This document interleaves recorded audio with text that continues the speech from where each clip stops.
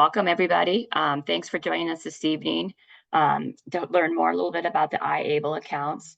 I'm Brooke Lovelace. I'm the Executive Director of the Iowa Developmental Disabilities Council, and we are really happy again to be partnering with the State Treasury Department to bring you this important webinar.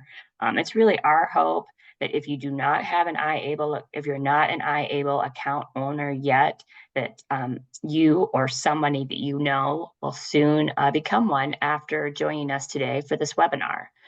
So just a couple of housekeeping things. Soon, here in a couple of minutes, we are going to actually disable the chat function. So if you have any questions that you want to ask, you can enter those in the Q&A tab that you should be able to find on the bottom. Sometimes you do have to scroll over to those three dots to get the Q&A to pop up. And you can then enter your question through that way. That way we don't have to go back and forth from the chat to the question, and we can just keep them all in one place for folks. And Jessica from the Treasury Department, part of the IAble team, will be answering some of those questions as we go along throughout the presentation.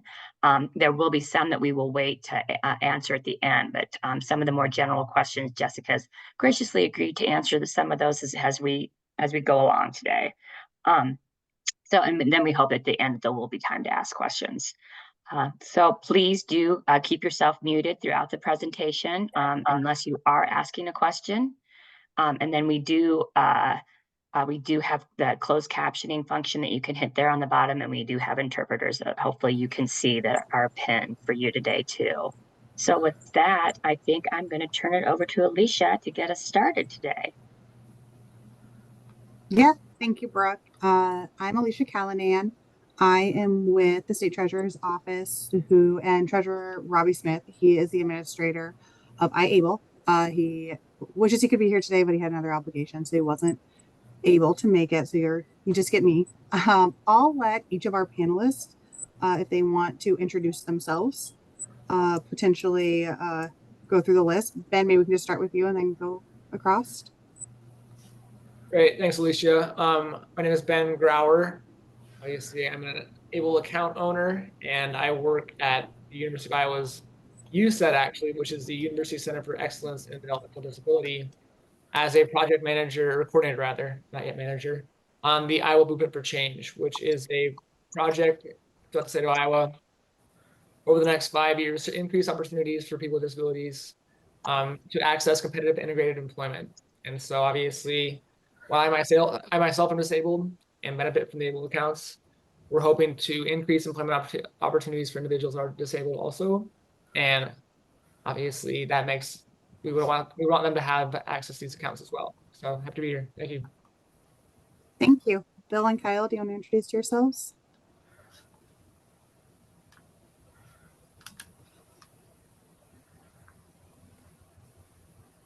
Hi, I'm Bill Stump, and this is my son, and he is going to introduce himself. We're using his communication device, so bear with us. It's fairly new for us. So you want to introduce yourself? Find that up there. My name is Stump. Okay, did you sketch that? We did. That's great. And we live in Dubuque. Thank you. Lisa, did you want to introduce yourself as well? Hi, I'm Lisa Unick from Mason City, Iowa, and I am a parent of a young adult, now 31, and she has an ABLE account, Alicia, but she's working, so she couldn't be here right now. And I'll probably become an authorized individual on the account. Right now, I kind of just help her. That's great. All right, so we're going to jump right in with our first panelist question. Asking, what does IAble mean to you? How do you want us to start? I'll leave it up to you guys if anyone has an answer ready to go, or if not, I can. We can maybe go in the same order we introduced. Kyle's ready. I should mention too that I am an authorized person on his account, so I help him with that. So do you want to tell him what your ABLE account means to you? My ABLE account allows me to save money to purchase items that give my ability to become independent. It sounded good, but it needs to be closer to the microphone. Yeah, I'm trying to figure out how we can do that. You want to try it again once? My IAble account allows me to save money to purchase items that further my ability to become independent. Okay. That worked well. All right. Okay. I'll go ahead that for us, the Able account is a really good financial tool. If anybody has experience with themselves or a family member on SSI and there's that constant up and down if they're working, and then if you're worried about a $2,000 threshold, if you're getting Medicaid waiver services, it's also complicated, but you can just begin saving money and protect your accounts. So it's a very good tool. Thank you. Yeah, and so for me, I dove into an Iowa farm pond 15 years ago and broke my neck, and am now a C5, C6 quadriplegic, and that's a pretty what they'll call catastrophic disability, and that means that I need access to things provided by Medicaid that my University of Iowa healthcare does not cover, and so with my IAble account, I'm able to transfer assets that I have into this account that would make me ineligible for the current program that I'm on, which is Medicaid for employed people with disabilities. Meaning that under that program, I can maintain my Medicaid benefits if I earn under 250% of the federal poverty level, and I have individual assets less than $12,000. And so I then transfer whatever hard assets I had at the outset of that into my IAble account, and then each month I'll contribute a portion of my income into the IAble account as well. So I can then make those purchases for things that I need that would qualify. Thank you. I think it's always great to hear the different ways people are attached to ABLE or that it might be helping benefit them or their families. We do have a poll question up if everyone wants to take a chance to answer that. It's just asking how familiar you are with ABLE accounts, such as IAble. And anywhere from very familiar, extremely familiar to not at all familiar.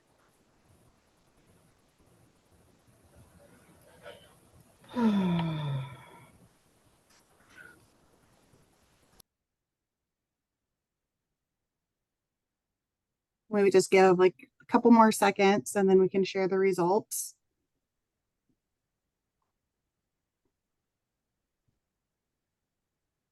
All right. Do you want to share the results?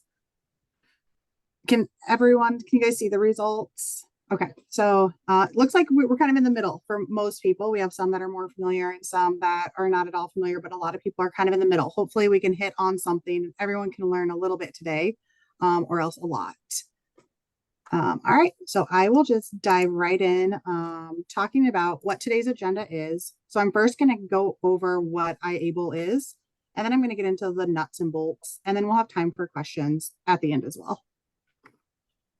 I always think it's great to kind of stop and just talk about where we are and how we got to where we are. So IAble was developed, and we really wanted to have an inexpensive plan with easy to understand investments. We know a lot of individuals that are saving with these plans might not be investment professionals, and that's okay. You don't have to be. So we really wanted to make it so it's easy to understand investments and then have that user-friendly environment. Whether you're saving for those short or long-term expenses, that has something for hopefully everyone. Currently, our average account size is 9,789. And I'll go into some more details on how the accounts grow and how they get to where they're at. That's not saying everyone has to have that, and not saying some have more. I just think it really shows that it is really a lot of people saving for some of those short and long-term expenses. We're currently staying around 24 million total assets in the plan, which I think is really great because we do have people using these plans daily for those qualified disability expenses. And then we have a little over 2,500 accounts. And I know that there are so many more people that could benefit. So my goal is to really try to get that number up because there are a lot more Iowans that could really benefit from having these. All right, so let's talk about what ABLE is and what IAble is. So IAble is Iowa's plan. And IAble allows eligible individuals, and I'll talk about what that is more, with disabilities in their support system to save for qualified disability related expenses.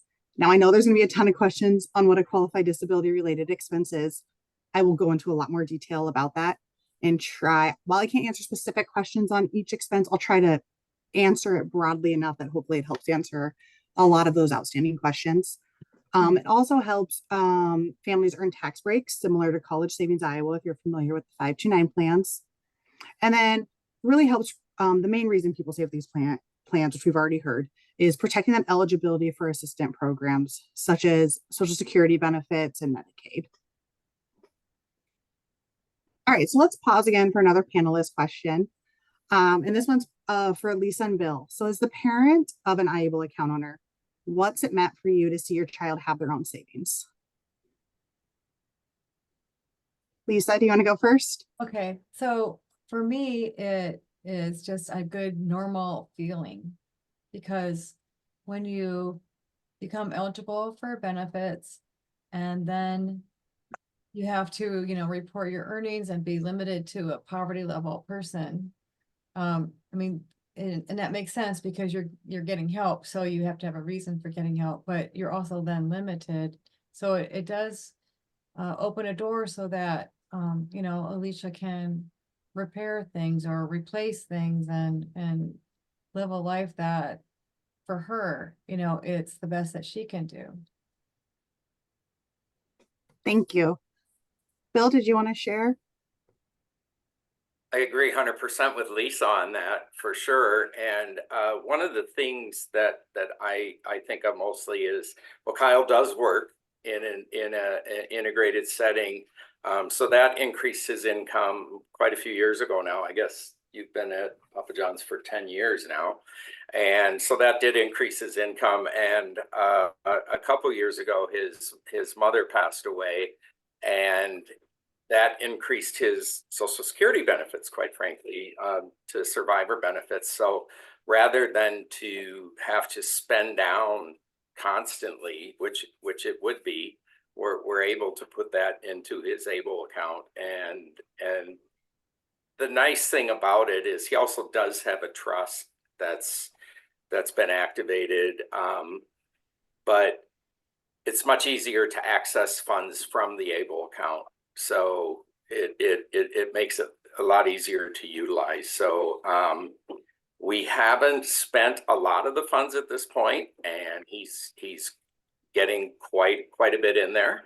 But we're thinking more will be for the future, and what happens when I'm gone, and it's going to give him more money for living expenses. He currently still lives with me, but at some point that will change, and then that extra income that he's making is going to be probably mostly eaten up by rent or living expenses. So the money that he's saving in his IAble account will help him with that. Thank you. And I think those are really good examples of all the different types of expenses and really giving that ability to save. So next I'm going to talk about who is eligible for the accounts. There are some eligibility requirements. These are at the federal level. So when they passed the law allowing for IAble accounts in states to have them, they made these different requirements. So the first one that everyone who has an IAble account must meet is that the onset of the disability must be present before the age of 26. That does not mean that the individual has to be under the age of 26. Lisa shared the age of her daughter who is over the age of 26. It's just that onset had to be prior to when they turned 26.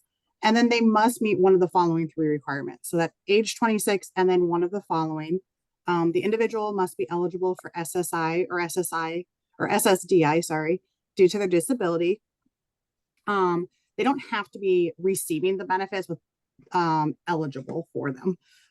Or they could have a physician give them a diagnosis that they have a similar disability. They wouldn't need to send that to the plan, but they would need to get it recertified annually and just keep it on their records in case they were ever asked to show that. Or the third option is if their disability is listed on the SSA's Compassionate Allowances Conditions list. Now, I don't expect anyone to have that memorized, but there is a link to it on our website as well. So that disability must be present before age 26, and then one of the other 3 requirements. And then something we're super excited about, I can't even explain how happy I was when this law passed, that in 2026, that age from 26 is going to go to 46. That's going to allow so many more million Americans the ability to save. A lot of individuals, the onset of their disability was after they turned 26. And so now that number will be lifted up to 46 effective January 1st of 2026. So I know a lot of people are awaiting that. We wished we could have got it to be implemented as soon as it was passed. But unfortunately, it just didn't quite work that way. But hopefully, I mean, we're getting closer and closer to when those individuals will be able to save in an ABLE plan as well. All right, so I think we're ready for our next poll question. So true or false, an individual must be under the age of 26 to be eligible for an ABLE account. And we'll give a couple minutes or seconds, sorry.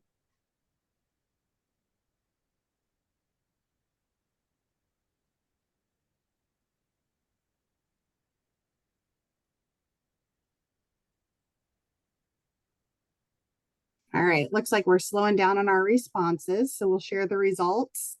And the correct answer is false. The onset had to be prior to that age 26, but the individual can be any age. All right, so then let's go into really why people save with these accounts, what we know is really the big reason, and it's maintaining those benefits. Supplemental security income is probably the biggest benefit or one of the biggest benefits, more commonly known as SSI.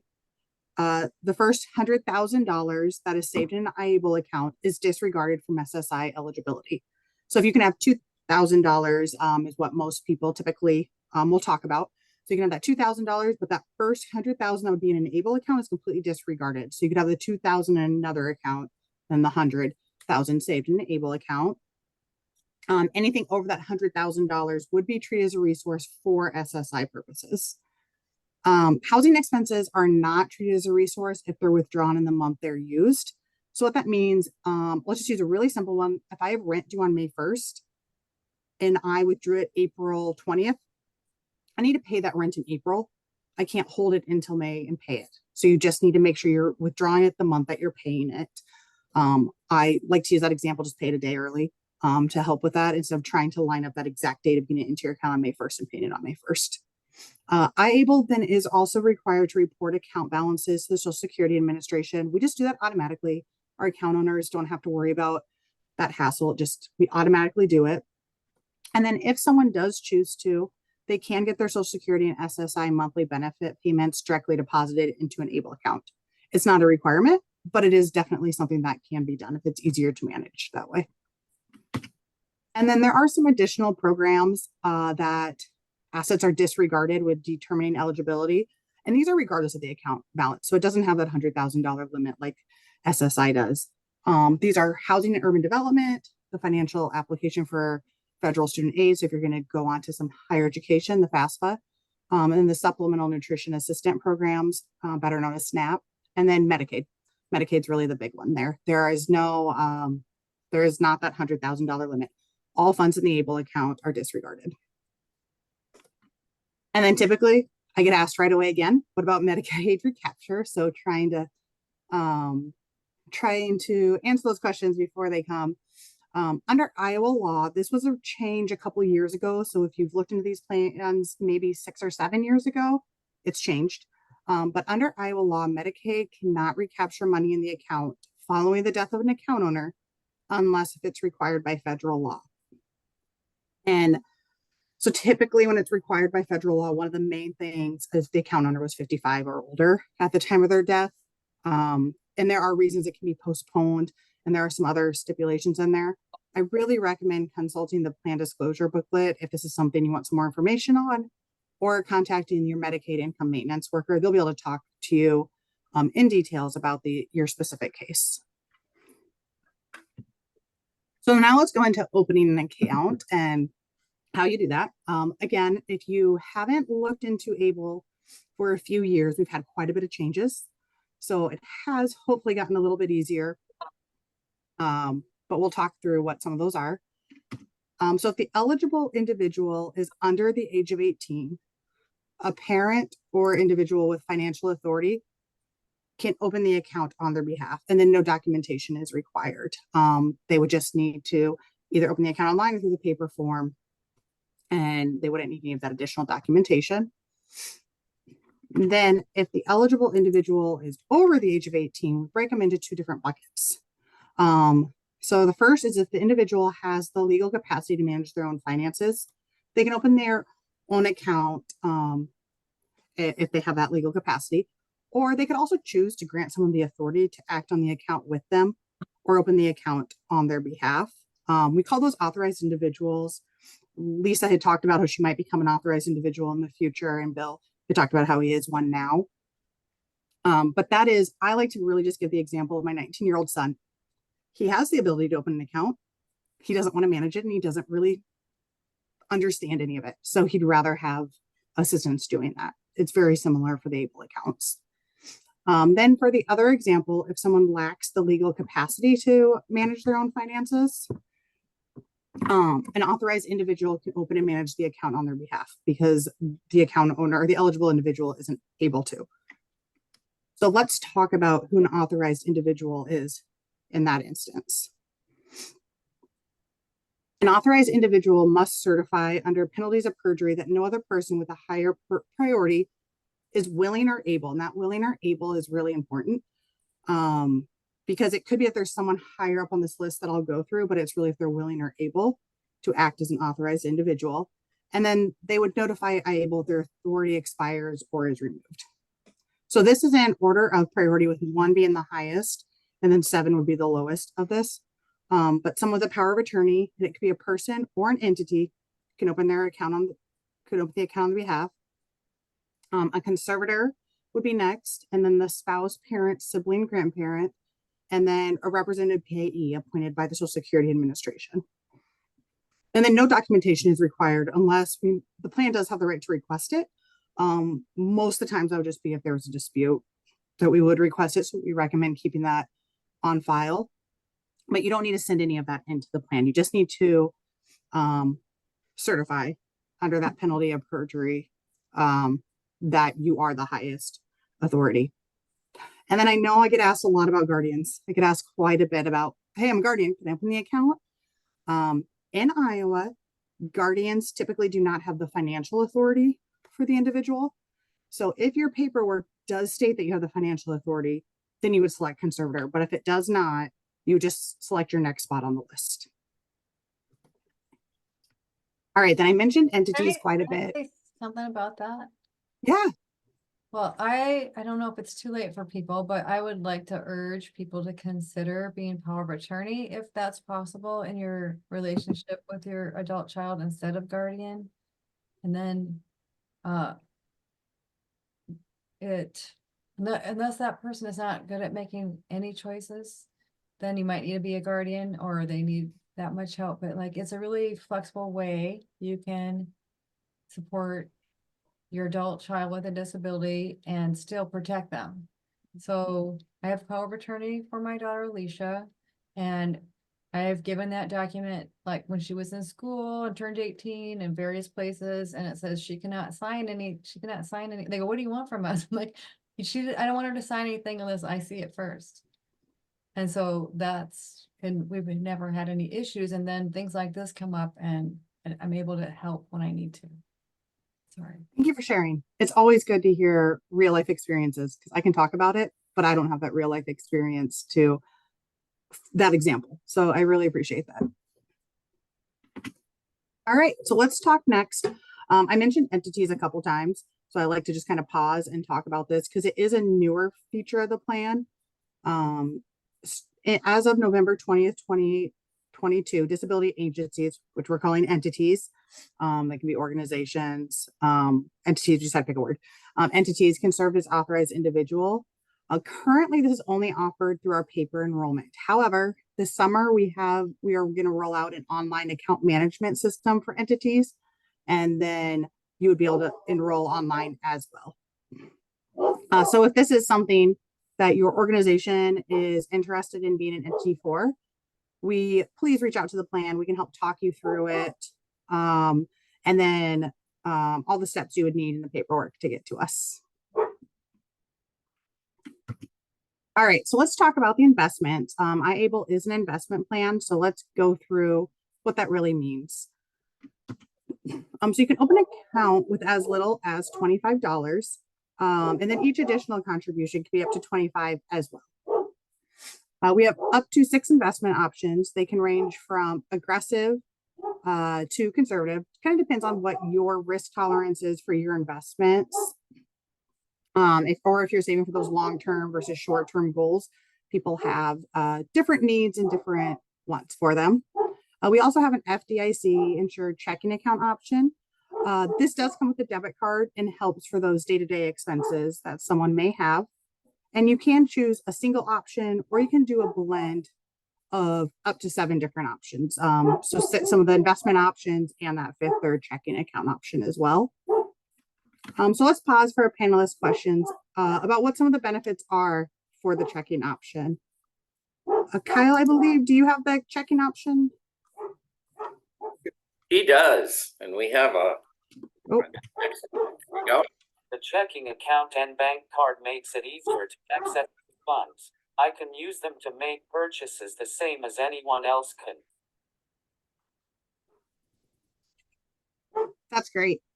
And that is the beauty of it, is that it just makes it very accessible. Thank you. Yeah, we recently did open that and split his account in just a specific reason, just to kind of keep track of it a little better, maybe. But the checking checks came, and then the bank card. That'll be nice and much easier for him to just go out and purchase something, Yeah. rather than to have to access the funds a different way. Yes, it makes it more that they're just so readily accessible. Mm-hmm. All right, so then systematic exchanges, I'm going to call one of our, I'm not going to say the best kept secret, because I think IAble plans are the best kept secret, but one of the secrets of the plans that a lot of people aren't really aware of. So we have what we call as a systematic exchange. And these were created because when the federal government made ABLE plans, they only allowed for investment options to be changed twice per calendar year, meaning you could only move your funds between those investment options up to twice a year, and then you're not allowed to after that. You can always, your new contributions, you can always allocate to whatever you want, but you can't change them within the funds. So what we have created is these systematic exchanges, which allow you to establish a pre-scheduled reallocation of funds from one investment type to another, without counting as an exchange in the investment option. So what you can do is you can create these. A really good example I like to have is if you have funds in the, kind of very similar to what Bill was saying, but if you have funds in the investment option, you can then just schedule maybe quarterly. It moves a certain chunk over into your checking option. So you can then use the funds for those day-to-day expenses, but you don't have them in the checking option the whole time if maybe you want to have a little bit more exposure in the investments. And then this is not the fun part, but as with every investment plan, there are some fees. We've really tried to keep these as inexpensive as we can. And we do keep lowering the fees as we have the opportunity. But the quarterly fee, so that is a quarterly account maintenance fee, and that is $14.50. That is billed quarterly. However, that fee is discounted to $8.25 if you have selected e-delivery. So if e-delivery is something that is an option for you, we always encourage everyone to do it. While it's greener, it also can help you save funds as well. And then if you are in the investment options, there are some asset-based fees, and those just depend on which option you're in. They range from 0.28 to 0.31%. So how to break that down for someone who's not quite as familiar with this, because I sure wasn't when I first started getting exposed to these. It's $2.80 if it was the 0.28 for every $1,000 you have invested, and that's annually. And the checking account option does not have a monthly service charge if you have an average monthly balance of $250 or more, or you sign up for paperless statements with Fifth Third Bank. Otherwise, it's $2 per month. But if you have either of those others, then you don't have those fees. All right, so let's talk about some of the contributions. And then I know the qualified expenses is always a hot topic and more.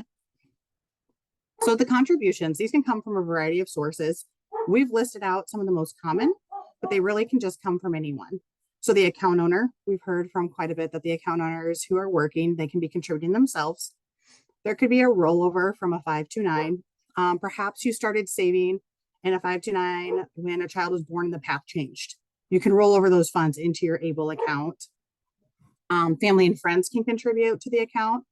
And then a special needs trust. If you have funds in a special needs trust, those can be moved into an IAble account as well. Sometimes there might be reasons to have both, and there could be different uses, but then it allows you some more flexibility to use them for more of those day-to-day expenses as well. So let's pause again for a panelist question. Lisa, can you tell us a little bit about how family and friends can help an account owner save with IAble? Sure. So Alicia has a birthday coming up. So we're gonna share the code that you can just copy and email to people and offer that as an option because her other favorite gift is gift cards. So this would just be another way that people could help her do what she wants. And she's got some goals coming up on what she wants to spend money on and what she has needs for. So they can just help with something she actually needs. That is a perfect example. And I'll go into a little bit more about that gift code that you mentioned a little bit later too, because if others are interested in how that works. All right, so then there are some contribution amounts, different numbers to know. So currently the federal annual contribution limit is $18,000. So what that means is that you can only contribute $18,000 per calendar year into your IAble account. And that is, so that runs January through December. So if you put $18,000 in December, you didn't contribute at all throughout the rest of the year. You could put an additional 18 in January, but then you won't be able to contribute for that calendar year. And this will include rollovers from a 529 plan. So if you had more than that, you do want to plan accordingly as you're putting the funds in. And this is from all contribution sources. It's not just what the account owner puts in. It's money from family and friends, maybe those transfers from special needs trusts. It's really all of those different contribution sources. I mentioned this already, but I don't think I can say it enough. It only takes $25 to create an account, and then each additional contribution can be as little as $25 as well. And then really that $100,000, that balance of $100,000 or less is excluded from your SSI resource limit. Crazy. So when I say there is that 18,000, there is one caveat that I want to mention. So if an account owner is earning their own income, there's something called Able to Work. They can contribute additional funds, and those additional funds are up to the one-person poverty level for the prior year in their state of residence. You don't have to remember that, where that number comes from, because we'll always have this number available on our website. Or if you reach out to the plan, they can give it to you as well. So what this means is the $18,000, that contribution can come from anyone, any source, but then the account owner can contribute an additional $14,580 or up to that. They don't have to do that full amount, up to that to go above that $18,000 limit. All right. So let's pause and ask another question. So as a working account owner, can you tell us a little bit about what it's like to work and have an IAble account?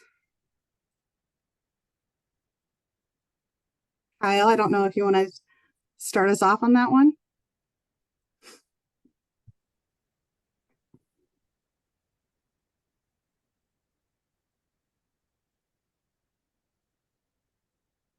I think Ben was ready. Yeah, I can go Ben. ahead and speak briefly to that.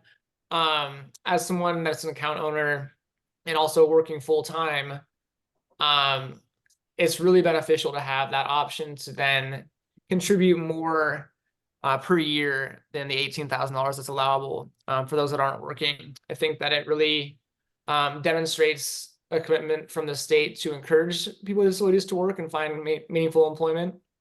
And it just allows me to continue to have that peace of mind then I will then continue to qualify for MEPD, which is that specific Medicaid carve-out program that allows you to earn much more than current Medicaid limits, standard Medicaid limits allow, and then also there is an increase in those asset limits that I can have too.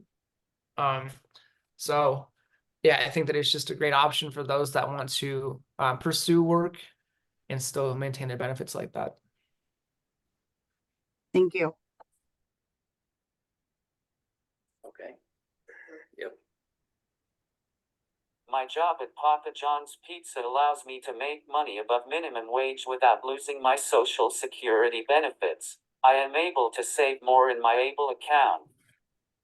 Good job. That's great. So I mean, I really think that's, I mean, it allows individuals to work. And that's a big win. All right, so let's go through some of the tax benefits. We know this isn't the sole purpose or one of the main reasons why people save with the accounts, but it is one of the added perks. So at the federal level, the savings grow federally tax deferred. And what that really means is you don't pay money on the taxes while they're in the account. You put them in post-tax, but then the earnings grow tax deferred as long as you take it out for a qualified disability related expense. They are tax-free. The withdrawals are tax-free at that time. And then you can roll over those assets from a 529 plan without penalty, as I mentioned. And then Iowa mimicked a lot of these tax benefits. The savings grow at the state level, tax-free as well.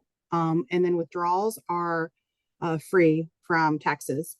So there aren't the taxes on the earnings. And then Iowa also has a tax deduction for any Iowa taxpayer contributing to an IAble account. And that does not just only have to be the account owner. That can be any person who's contributing. And for 2024, it's $4,028. If you're familiar with the 529 plan, it's tied directly with that. So it increases annually each year. I have this chart here, just kind of helps to show how you can really make it a team effort to save to hit that $18,000, and everyone can take advantage of the tax deduction in Iowa. So this one is the account owner is working and contributes $3,000 to their account, so they can deduct that $3,000. They have a friend that's working and contributes $1,500, and they can take that tax deduction of $1,500. Grandma contributes $3,500. She can do that. Then mom comes in and contributes $10,000. She can only contribute or can deduct that for the first $4,028, but you can contribute over that to show that.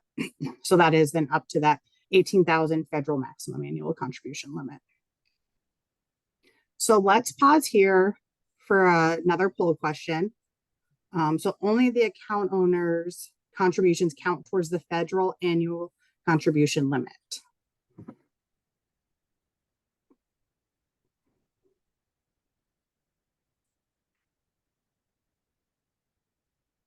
We'll give it a couple more seconds.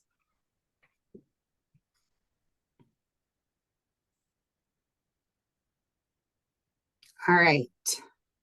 So we'll show our results, and it is false. The annual contribution limit, that is much that can be contributed to the account, that $18,000 that can be contributed to the account, unless if the account owner is working. So now that we've talked a lot about how to use the funds, let's talk about how to spend the money, because that's always more fun. A little bit of spending the money.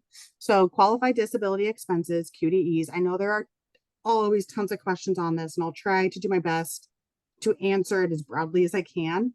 But qualified disability expenses are expenses incurred as a result of a disability, and they're intended to help maintain or improve health, independence, or quality of life.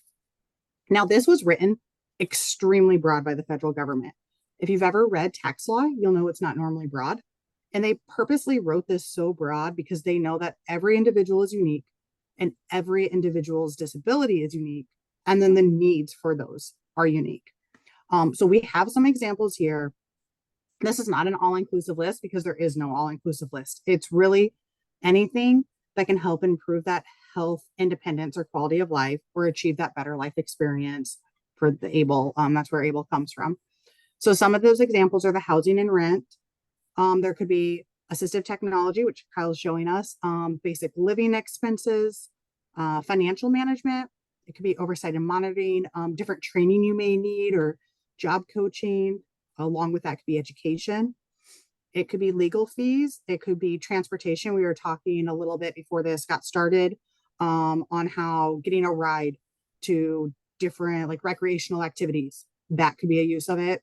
Personal support services, healthcare prevention and wellness. And then most of these are ones that must be done during the account owner's lifetime. So it needs to be for the benefit of the account owner.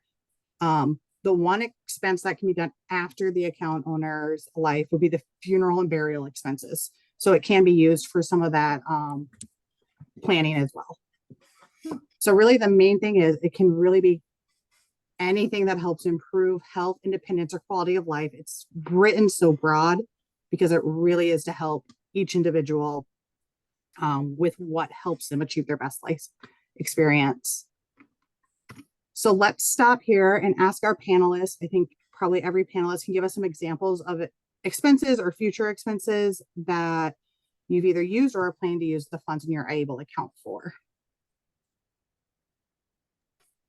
So this is a picture of my daughter, Alicia. She works at Hy-Vee and she's worked there since 2012. And I started to notice she lives in an apartment or in a condo. And I started to notice that maybe she was having trouble with her shower and she had to step over a bathtub, and she's 4'7". And so we put up some safety rails and stuff, but she was worried about falling. And so our major purchase for her out of this IAble has been this replacement accessible shower. And so you can see there's a lot in there. We just like had them throw the whole kitchen sink in there for any kind of grab handle that she would need. And so the next on deck for us will be replacing a small refrigerator in her condo. That's great. Kyle or Ben, did you want to share?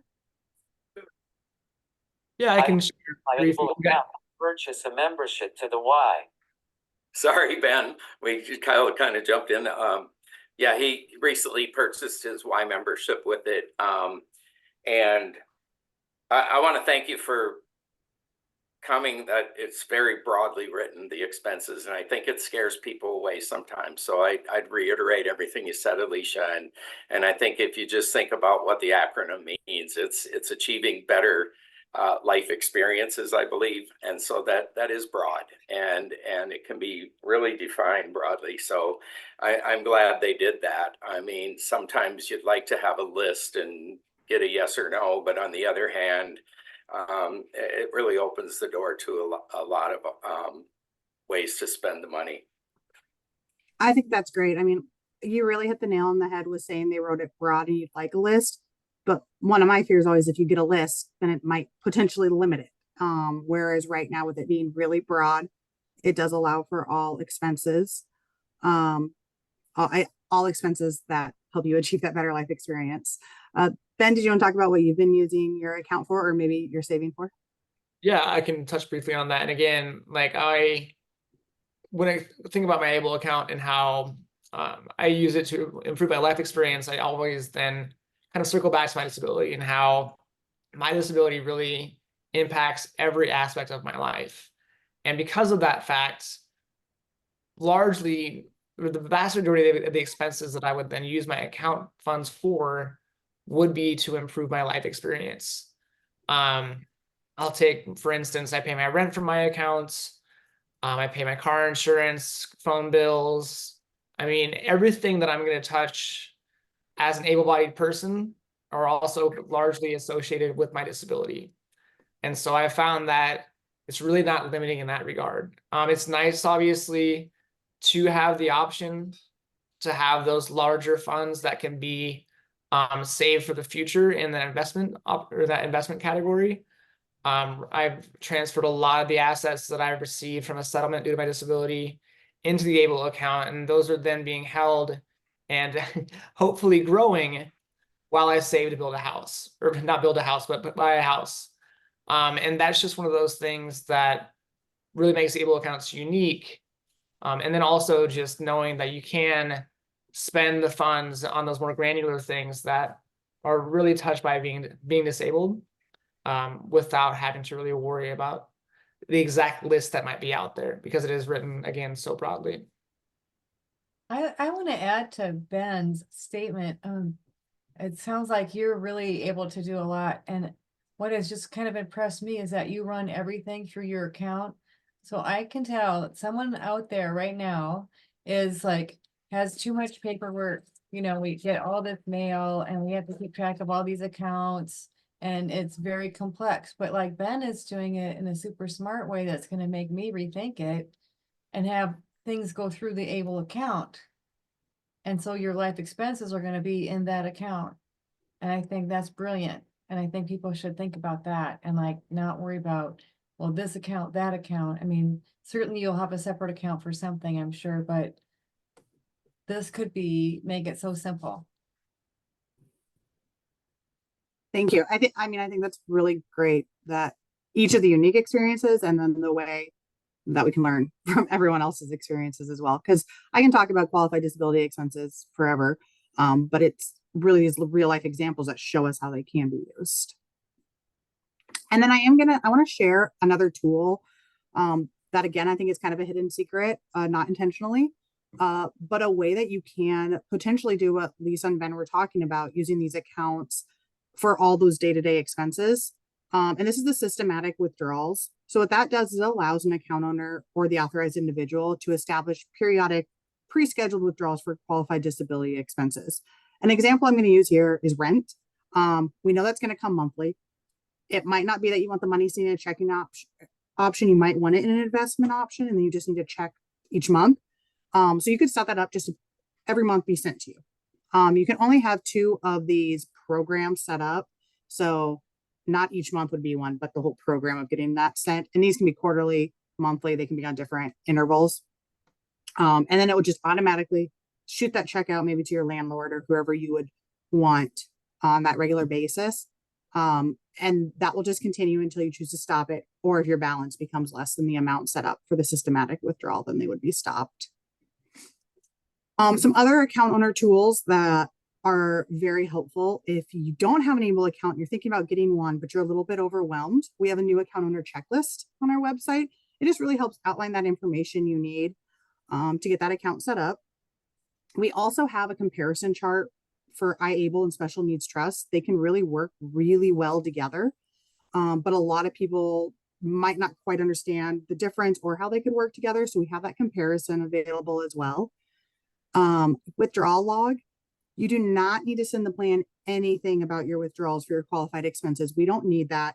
The only time you would ever really need anything is if you were to get audited by the IRS, the Department of Revenue, for tax purposes. And then you would just need to show what you were using the funds for. And so this log, it's an Excel spreadsheet that just makes it easy to help keep track of what you're using your expenses for.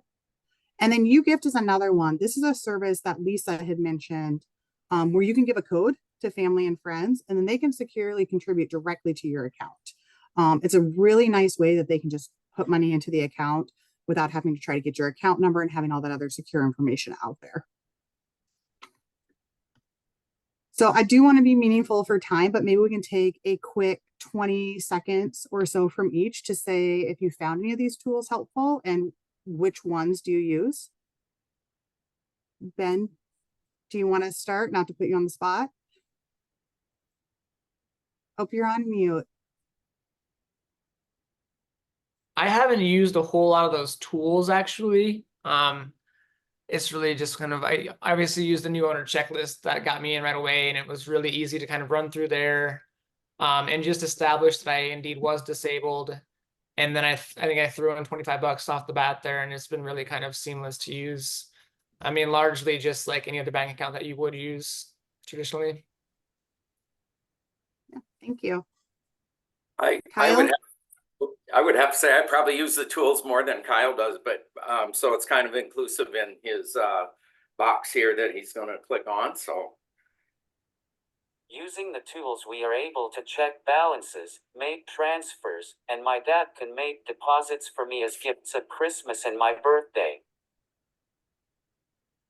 That's great. depends on how good he is through the year. So but I have done that, and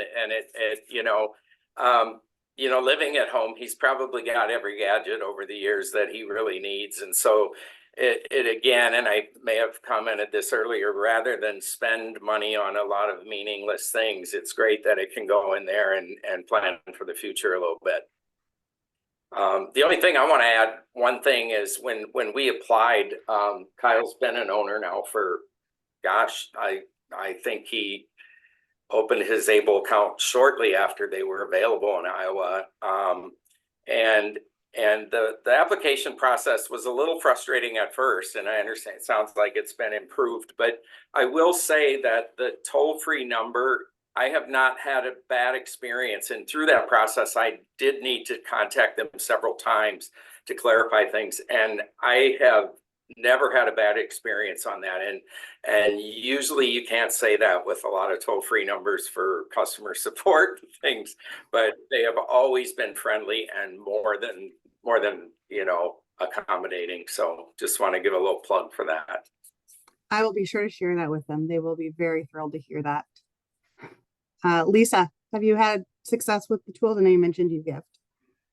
Yeah, we did. Right now we're kind of coasting, and so Alicia is working, and so we automatically have money moved from her account into some saving into the IAble account. Like we have a monthly deposit amount that she saves, and so we take advantage of automatically doing things. Of course, checking her balance. And I used to, when we had a bigger amount in our fund, pay attention more to the investments and stuff. But now we kind of took a big bite out of it. So we're just coasting by, and I'm building it back up. That's great. I mean, that's the beauty of that. You can do whatever fits your needs. All right. So I'm going to go over some of the plan highlights that we talked about. Just a really quick overview again. You can save above the income limits for SSI and Medicaid. There is no documentation required to open an account. What Bill's talking about, it was a lot more difficult previously. But fortunately that has got easier with some law changes and recognizing that. I'm going to just throw it out there again. You can open an account with as little as $25, and you can involve your family and friends, your entire support system in those saving goals. You get to choose how your money is invested. You can invest it how you want. You can use that checking account, or you can have a combination of the investment options and the checking account, or just the investment options. And then any Iowa taxpayer can take that state tax deduction for their contributions. I don't know that everyone always knows that when they gift to it, but it's an added bonus that you could tell them about. And then one of the more frequent questions I get is then, well, then how do I do it? So to get started, I have to say you have to read the plan disclosure booklet. I know it is a lot of legal, but it has really good information in there. It's a great resource. And then determine which investment options you really want. It's easier if you go into the process already having that decided. So our website's a really great tool for that, and our 800 number. Also, it can be a great resource if you have more questions or just need a little bit of help, maybe determining what type of investor you are. And then just make sure you have the account owner's information, which is their name, birth date, address, type of disability, and social security number. And then if there is an authorized individual on the account, you would need their name, birth date, address, and social security number as well. And then you can just enroll right on iable.gov. There's a enroll button that looks just like that one in the top right corner. And it takes, if you have everything you need, about 10 minutes if you know where you're going. So that's why I recommend just coming to the table, knowing what you need, because then it's just filling out the forms.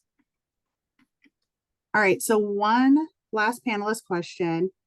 Is there any advice you'd like to give to someone who's thinking of opening an account, or any additional information you'd like to add? Lisa, want to start with you? Well, I would say don't be afraid to do it. I think that you should look into it and try it. And also, initially there was not a way to transfer money from a special needs trust. And actually, I brought that forward to the treasurer's office and said, hey, like, it's not my nephew's fault that he got his special needs trust funded before this law and created IAble. And then they kind of looked at it and changed it. So like, I know a lot of people have special needs trusts, and it's cumbersome to contact your lawyer and get the judge to approve simple expenses. So that could just be in your IAble account. That's great. Ben, do you have anything you'd like to share? I mean, again, this has been really how I utilize the IAble account, but I would like to stress that for those on this call or with loved ones that are thinking about employment and really then struggle with butting up against those perceived limits, and then obviously being able to put money in your IAble account to save is great. But then I also want to make sure that people do know that there is a current MEPD program that is out there, which is medicated for employed people with disabilities, that has much higher income and asset limits for those that are considering working. I know that I said earlier that it's limited to 250% of the federal poverty level as an income limit, but there's some tricky math that is done to make it so you can essentially earn almost $65,000 as an individual and still keep those MEPD, which is normal Medicaid benefits.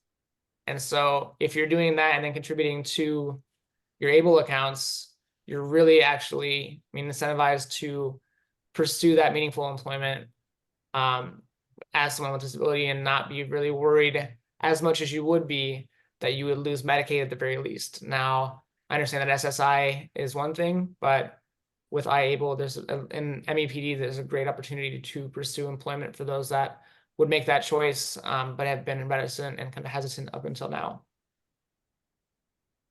Thank you. I think it's a great way how tools can work together and the different benefits. Bill and Kyle, do you have anything you want to add? You good? I think we'd probably ditto everything that's been said, and I'd say if you're on the fence, go for it. I think it's just one great thing that's happened in this world to enable folks to save some money and be able to plan for future and you know, have money to spend on those big expenses when they come up, rather than to spend down every month. And then when something does come up, you don't have the financial resources to do it. So you're more dependent on family if they're even able to do it. So we don't regret it at all. I think it's been great. And as he gets older, he's getting more independent. And I know I talked about his communication device. Kyle's is largely nonverbal. That's why we pursued it. And I actually got the invoice the other day, and it looked like there was a portion that wasn't going to be covered. And so I did speak with them today, and apparently that is just their process. Medicare pays and then they write it off. But it was over $1,000. So that could have been an expense that we might have needed to use. And so, you know, think of the assistive technology that may or may not be covered. It enables people to get that and in a timely fashion versus going through some of the process. So I just encourage folks to do it. It provides. Agree? Okay. But thank you for having us today. Yeah, thank you. And I want to thank you to the panelists. Thank you for sharing your experience. It's so much better to hear from people who are using these accounts or know someone who's using the accounts as we talk about them. So while we start on some questions, we are going to put one more poll question up. We're just interested to know the topics in this webinar. Which one would you like to learn more about? And then I'm going to not leave it on the question slide, but the contact us slide in case anyone wants to jot that down. But we can, I think we'll start with some of the questions in the chat. And then if we have time, maybe we'll do raise hands for some additional questions as well.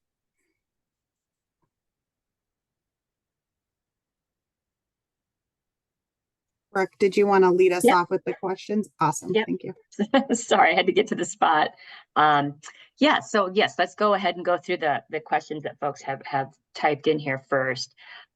This one, I'm just going to summarize this, Alicia. I'm not sure if this is something that you guys can talk about, but if a guardian does not give the permission for a person to open an account, can a payee service open that account for that person without the guardian's permission?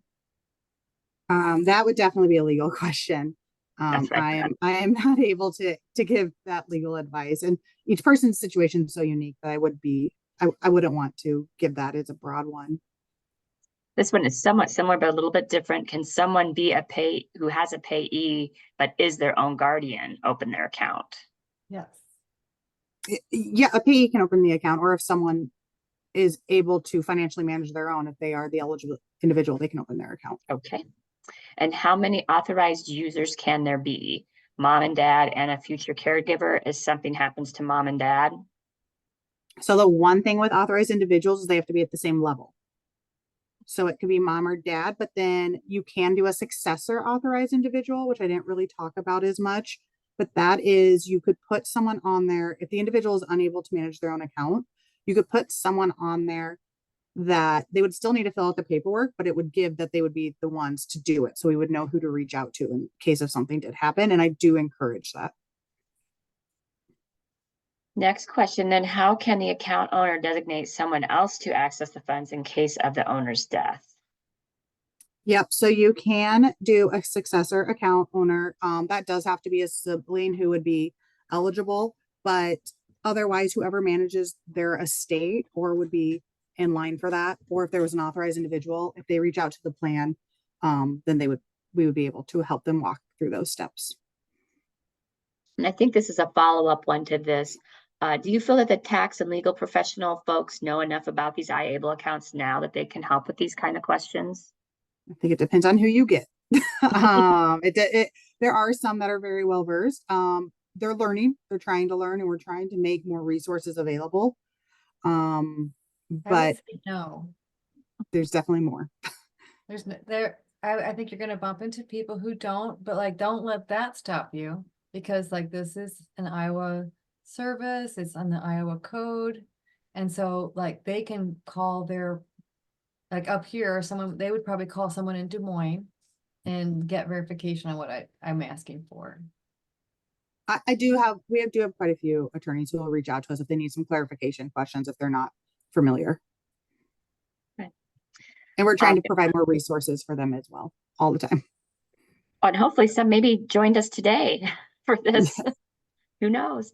Okay, if I roll over my funds from a college savings 529 to IAble account, I suspect that there's no tax deduction there. Is that true? If you already previously took the tax deduction, you cannot take the tax deduction again. Lisa, this is a question for you. Does your daughter working at Hy-Vee contribute to the 401k at work? No. Oh, go ahead. Sorry, Ben. I contribute to my 401k at Iowa here, and they do the same match type of thing that they would for anybody else. And so the two are not linked at all. Can a paycheck get directly deposited into an IAble account? As long as your employer offers that, absolutely. Like my employer offers it, the state of Iowa does.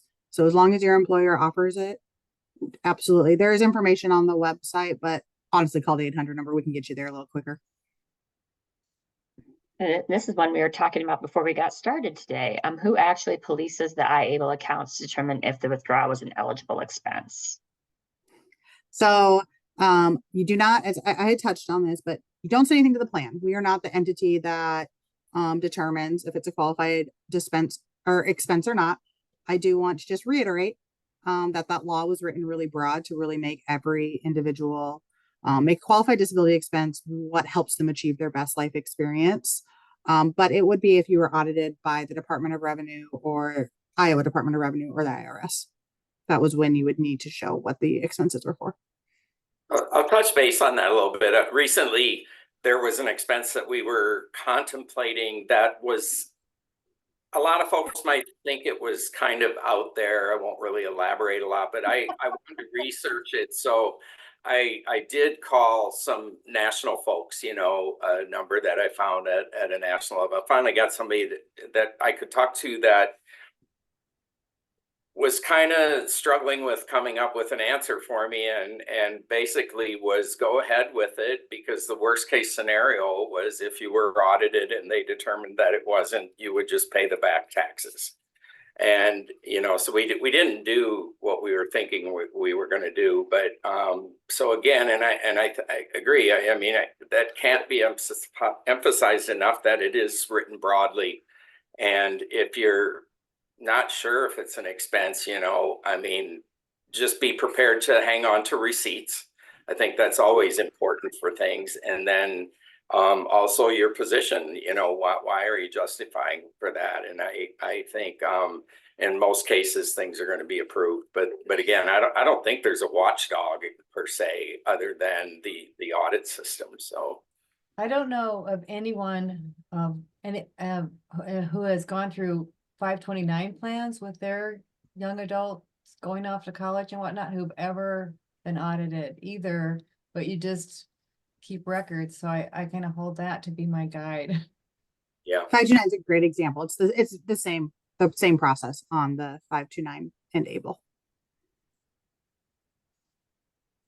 Okay. Next question, a person opened up an IAble account with the paper form back in January, but hasn't received any information. Should she receive something that the account is open? Typically you'd receive a confirmation. I would recommend reaching out to the plan. They can walk you through to see what happened. Okay. Can 401k accounts from the employer be placed into this account? I am not a retirement expert at all, but 401ks normally they're through a provider. So I would imagine that it has to go through that provider, but you would have to reach out to your tax specialist at that point.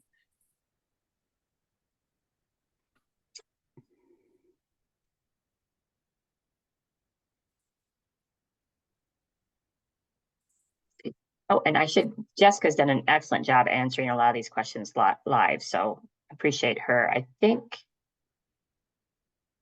somebody just wants to know how they can get the plan disclosure brochure. Oh, yep, that one's easy. If you go to our website and scroll to the bottom, there is a link in the legal there. It says plan disclosure booklet. You can get it that way. If you prefer a paper copy, reach out to the plan and we can get you one too. So one more here. A client was their own guardian, but was unable to manage their account themselves. And they closed the account on him because he had as a payee, but the payee did not want to manage the account. That wouldn't be you guys, would it? At least you guys don't close accounts on folks, do you? If the account was requested to be closed, we would close it. That's hard without having that specific. I would recommend reaching out to the plan because we can talk through those specific situations. Sometimes it's just easier if we can ask some questions to get to it. But you can always, if an account was closed and maybe you change plans and now you want an account again, you can always open an account again. That is it, as long as you're still eligible. I think we have all of the open questions. Do we want to see if people want to raise their hand and ask questions live? Yeah, I'm okay. Okay. If you guys do have a question, raise your hand and we'll try calling on you. And maybe I'll stop sharing so we can. Yep, that'd be great. Oh, David's got a thumbs up. I don't know, David, if your thumbs up means you wanted to ask a question.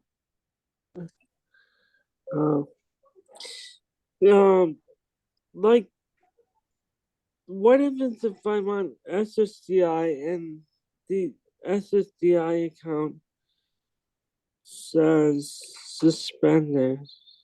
But that must be a different thing because I'm not unable.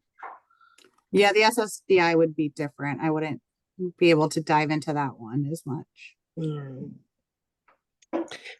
Any other questions for you guys? I don't know. Oh. I thought it was good that they had those people on there. Thank you for doing this program tonight. It was very helpful. And I'm glad. Looks like Delbert might have a question. Well, my wife and I are advocates. We have about 27 of these accounts. And one of the biggest concerns I had was which funds we've gone into. Is there any issue of Social Security squawking about the potential loss, since we all know last year if you had it in anything, you about lost money? I currently have switched everything to moderately conservative from conservative on the basis of my own personal financial planner looking at it, so that because the conservative was like deadpan, no growth at all to keep inflation. So I did have one. I invested in a aggressive for a little bit. And it lost money. And so is there any concerns about that for us as people choosing where to put this money? I mean, that is definitely where you have to figure out your risk tolerance, and which investment options. Some people are more comfortable taking that risk. The market has not been as kind in the past year. I can definitely agree with that from my own personal accounts. But it's definitely just each individual has to determine their risk tolerance and where they're comfortable. I guess my question is, is as Social Security funds, they want to put into savings bonds and T-bonds and stuff like that, and I'm choosing this instead. There hasn't been any talk about them looking at us and saying, well, you should have done that instead of giving it in the IAble account. That's my true question. Not that I have heard of. I have not heard that exact question. Thank you. I guess that exact concern. I mean, all the ABLE plans have different investment. Every state has one. Well, I shouldn't say that, most states have them. But nope, I have not heard that concern. We work pretty closely with the Social Security Administration. They are doing a webinar on Thursday, I believe, in conjunction with the ABLE plans as well. And we did get some questions about receiving a recording of this, and we will send out the recording to everybody that that actually registered. Will get a recording, and it will also be on the DD Council's website to view later, and you can direct people to it. And I think you guys put it on yours too, don't you, Alicia? So there'll be plenty of places to access it. It looks like Edith has a question, and then we'll go to Darlene. Thank you. Yes, I heard that there's a maximum limit of $100,000 that you can maintain within the IAble account without losing or jeopardizing your SSI contribution or benefit. What about if you receive SSDI? Is there any different maximum limit? SSDI, my understanding is or I shouldn't say my understanding, there aren't the income limits on it, so it's a little bit different, but no, SSI is the only one who has that 100,000 limit. Okay, thank you. For But the ABLE Medicaid is Medicaid $100,000 regardless? Medicaid does not. All assets in an ABLE account are disregarded when determining Medicaid eligibility. Perfect. Okay, so it only 100,000 relates to SSI. SSDI does not have that same limitation. Okay, thank you. Yep, it's just the SSI. So thank you for clarifying that, because it is a little confusing. No, that's okay. Thank you. Darlene?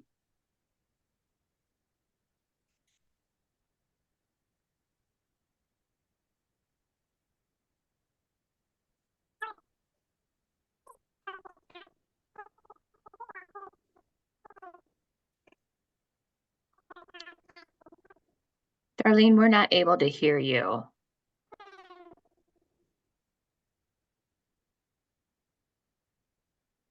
Maybe type it in the chat too, and we could grab it from there.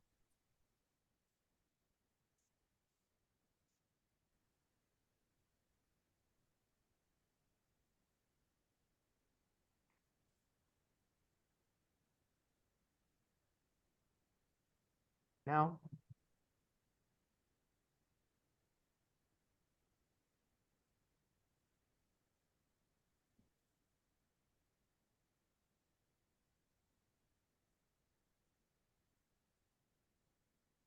Darlene, if you want to go ahead and type it in the chat, we can try to get to it that way. Yeah, I'm working on it. Okay.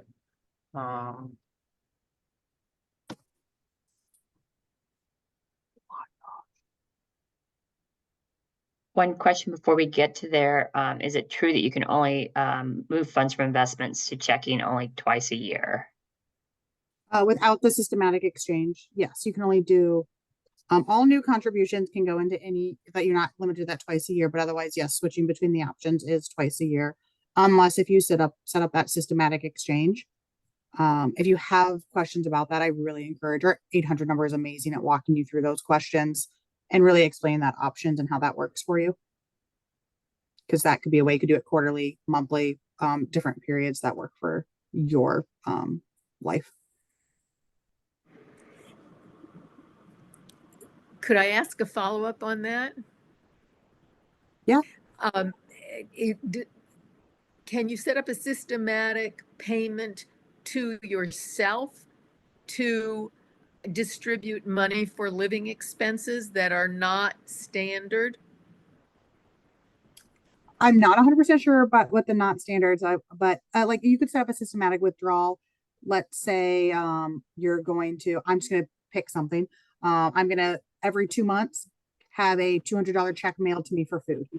You could set up that systematic withdrawal for something like that. You would just need those.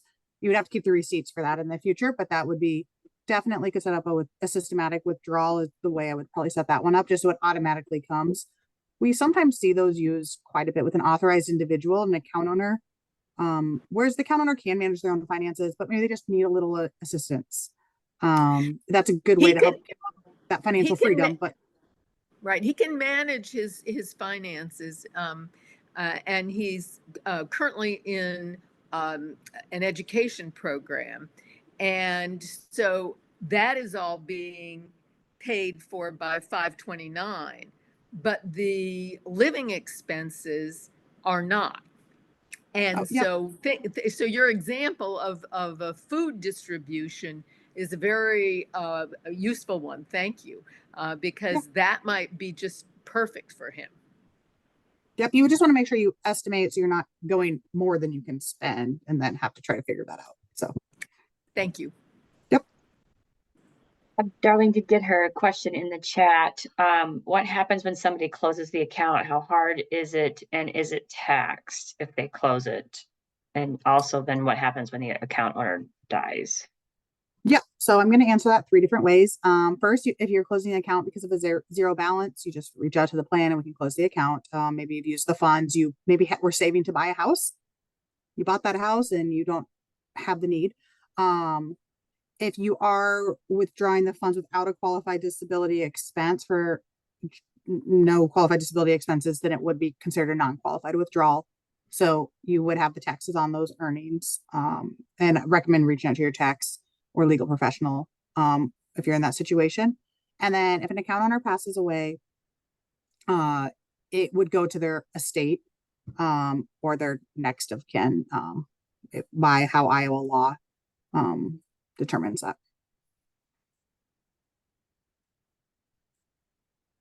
I don't see any other hands up, or I think we've answered all the questions in the question and answer. We want to do one last call for a question or two. Well, I just want to thank everyone for joining and for helping us spread the word about IAble. Please share this with anyone you know who could potentially benefit. And if there's questions, like I said, please reach out to our website and our 800 number. We're more than happy to give more information. Looks like we do have one more question. Why don't we end with Joel and then we'll call it a night so people can go have supper. Yep, sorry. What interest rate does the checking receive? I didn't catch that. Can you repeat that? Sorry. What interest rate does checking receive? You would have to reach out to the plan. That kind of can change. It does have one, but that's going to be subject to interest rates. So that's always varying. So I would definitely recommend reaching out. Our performance for the plans options are on our website. If you go to investments at the top, you'll see like an investment options and there's prices and performances. I'll give you some of the historical data to look at for reference too. Thank you.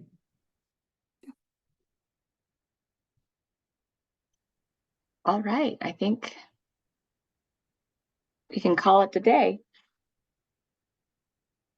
All right, thank you. Well, thanks everybody for joining us tonight. Have a great rest of your evening.